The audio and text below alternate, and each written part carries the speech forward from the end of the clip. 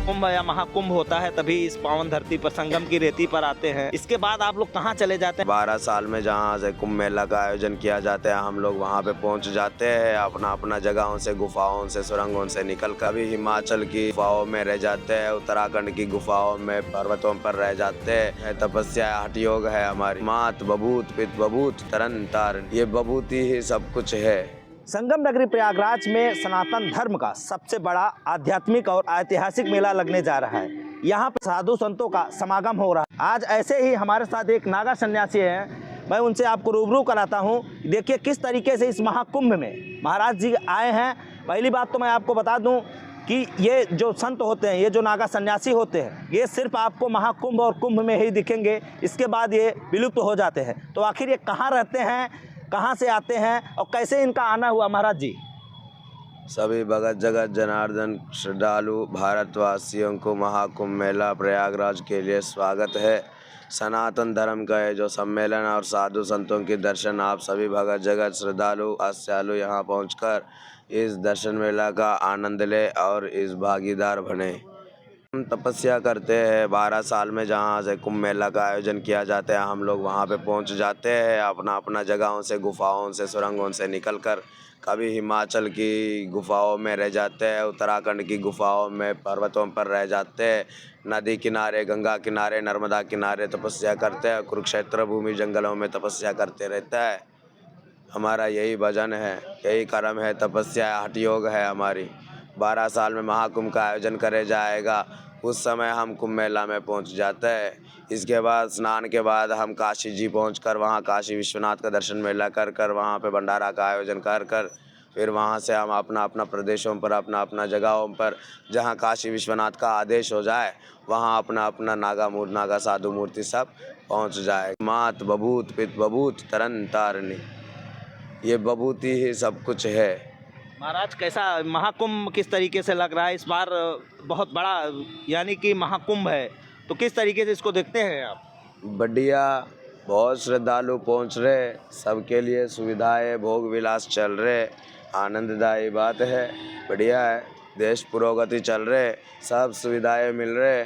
सुविधाएं का चक्कर में बढ़कर अपना प्रकृति का नाश ना हो, मानस की मानवता ना दूर हो, इंसानियत अंदर ही बसे रहे, अपना धर्म का ऐसे ही प्रतिरूप में बदतर और भी बढ़िया चले जाए। हर कुंभ मेला का घना परिवर्तन आते रह रहे।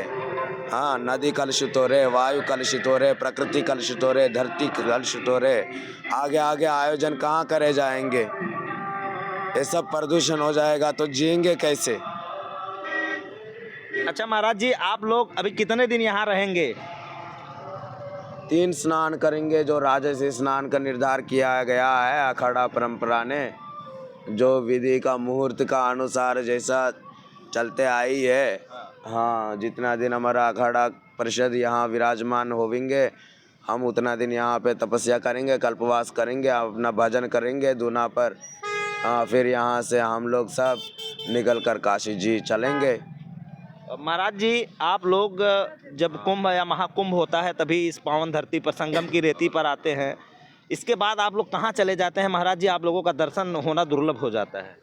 हम यहाँ पे प्रयागराज कुंभ मेला में इसीलिए पहुँचता है कि हम सागर मंथन का समय पर जो अमृत की उत्पन्न हुई है, वहाँ से अमृत की छिड़काव होकर 4 जगहों में गिर पड़ी है। जहाँ जहाँ गिर पड़ी, जो तिथियाँ में, वहाँ पे कुंभ मेला का आयोजन किया जा रहा है। उस समय साधु संत सनातन मूर्तियाँ जितना भी है, अखाड़ा परिषद का 7 संन्यास अखाड़ा, 13 अखाड़ा जितना है, सब यहाँ कुंभ नगरी पर पहुँच कर गंगा मैया का गोद पर हमारा भजन क्रियाक्रम गुरु महाराज की छवि के साथ साथ, गुरु महाराज की पालकी के साथ साथ हम सब यहाँ पहुँचते हैं। गुरु महाराज की छवि का स्नान हो जाए, गुरु महाराज की धर्म ध्वजा का स्नान, अभिषेक हो, या पीछे नागा साधु है, सब स्नान करता है। जितना यहाँ पे दिन हम व्यतीत करने आते हैं, उतने दिन हम भजन करते हैं। धर्म का रक्षा हो जाए, अधर्म का नाश हो जाए, क्या प्राणियों में सद्भावना हो जाए, ठीक है। और ये जो दुष्ट चल रहे, राक्षस चल रहे, इनका बलि हो जाए, इनका वधा हो जाए, इनका नाश हो जाए। और जो सज्जन है, जो शिष्ट है, जो धर्म का पात्र है, उनका भला हो जाए, उनका साथी भगवान दे। और जो गौ माता है, उनका सेवा हो, इस विश्व का कल्याण हो। यही हम मुख्य उद्देश्य से, मुख्य जाप से हम इसी कल्याण हेतु हम भजन करते रहते हैं। ये योग हठ योग जो भी स्वीकार कर चुके हैं, तपस्या कर चुके हैं, और अंग का भला हेतु करता है। हमारे लिए कुछ नहीं चाहत रखता है। हम इस संसार में रहकर भी संसार से परे हुए हैं। तो हम सभी श्रद्धालुओं को और देशवासियों को, यावत दुनिया में जितना विश्व में जितना लोग विराज रहे, उन सभी को हम स्वागत और सुस्वागत, हार्दिक सुस्वागत कहते हैं। लेकिन इस कुंभ मेला नगरी, कुंभ नगरी में पहुंचकर आनंद लो, ठीक है।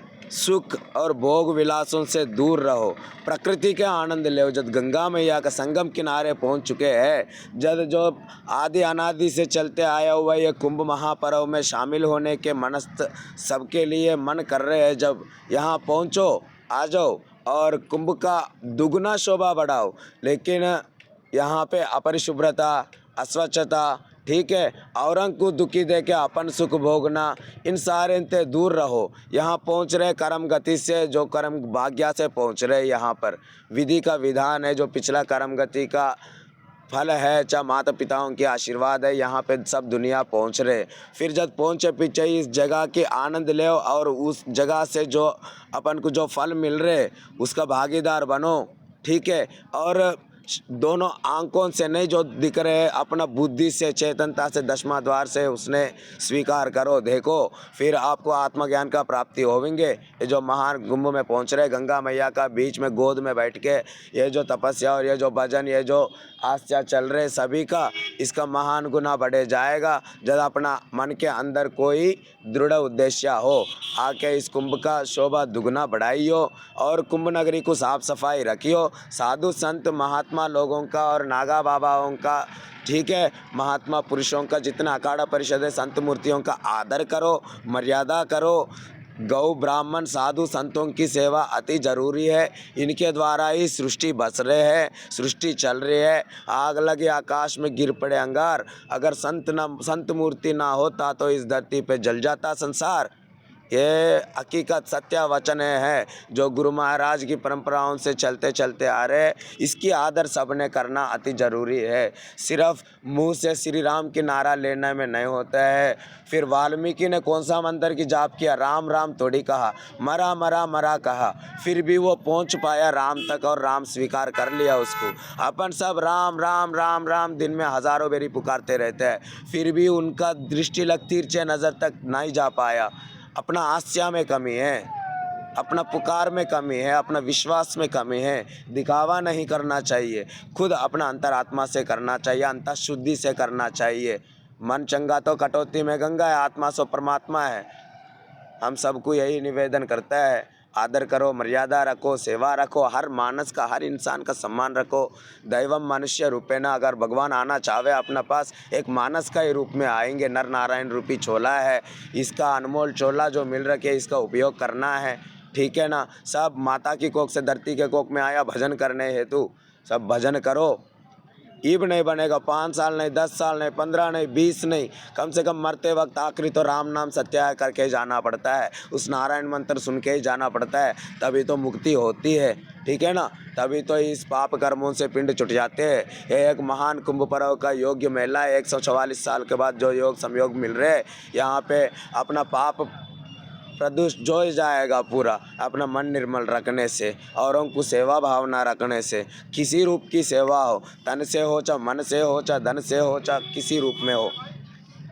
ठीक है, बिल्कुल ये साफ तौर पे कहा जा सकता है कि जिस प्रकार से इस बार का महाकुंभ है, न केवल दिव्य भव्य डिजिटल हो रहा है, बल्कि आध्यात्मिक और ऐतिहासिक भी हो रहा है। वीडियो जर्नलिस्ट मोहम्मद इरफान के साथ मनीष यादव, JMD न्यूज़, प्रयागराज।